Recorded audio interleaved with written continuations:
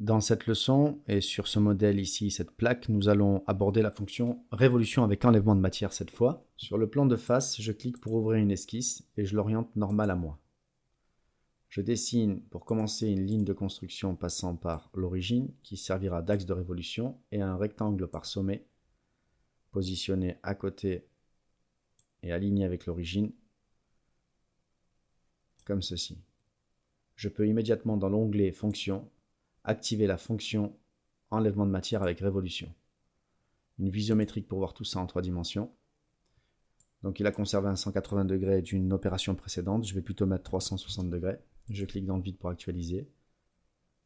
La ligne 1 ici, comme vous pouvez le constater lors d'une révolution classique, a été sélectionnée automatiquement comme axe de révolution, ainsi que mon contour, mon esquisse rectangulaire. Je valide pour voir le résultat. Vous voyez comment on a creusé ici à l'intérieur grâce à cette fonction. L'axe de révolution a été choisi automatiquement. Je clique sur l'enlèvement de matière que je viens de réaliser et je clique sur éditer la fonction. Cette ligne 1 qui a été sélectionnée automatiquement peut être modifiée tout simplement en venant la sélectionner ici dans cette boîte de dialogue. Je clique maintenant par exemple sur ce segment. La révolution change d'axe de révolution. Je valide. Voilà le résultat. Je peux rééditer encore cette fonction. Clique dessus.